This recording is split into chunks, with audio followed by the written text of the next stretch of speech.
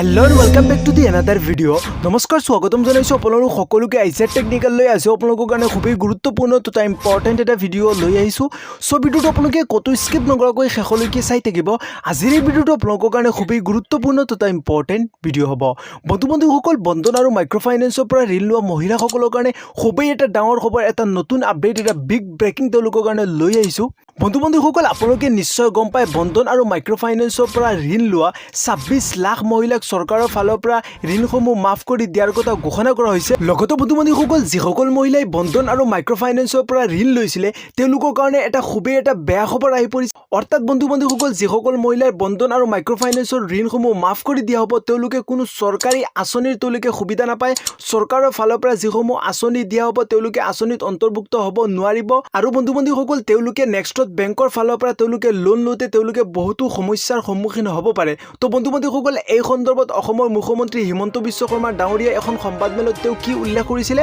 আপোনালোকক শুনাব বিচাৰিছো এটা তিনিটা প্ৰশ্ন থাকিব সেইটো হ'ল যেতিয়া আমি কোনোবা মহিলাক লোন মাফ কৰি দিম তেতিয়া সেই মহিলাগৰাকীৰ যেটো সিভিল স্কোৰ বুলি কয় বেংকৰ লোন লোৱা এনপিএ হৈ যাব আৰু সিভিল স্কোৰ বেয়া হৈ গলে চৰকাৰে লোনটো ঘূৰাই দিলেও তেওঁলোকে ভৱিষ্যতে আৰু বেংকৰ পৰা কোনো লোন ল'ব নোৱাৰে অৰ্থাৎ এইটো বেংকৰ নিয়ম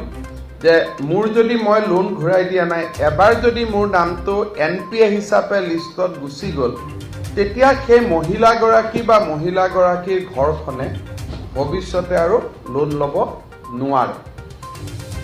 এই কথাটো আমি দৃষ্টি ৰাখিব লাগিব যে আমি সকলোকে যদি ঋণ কৈছো ঋণ আমি ৰেহাই দিলো ৰিলিফ দিলো তেতিয়া এই মহিলা গোটেই 22 লাখ মহিলাই আৰু কেতিয়াও বেংকৰ পৰা ভৱিষ্যতে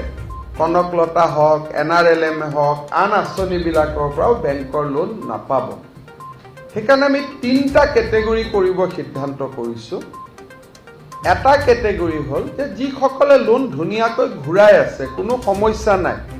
5 লাখ 6 লাখ এনেকুৱা মহিলা আছে যোনে আজিৰ দিনতো লোন ঘূৰাই আছে তেওঁলোকে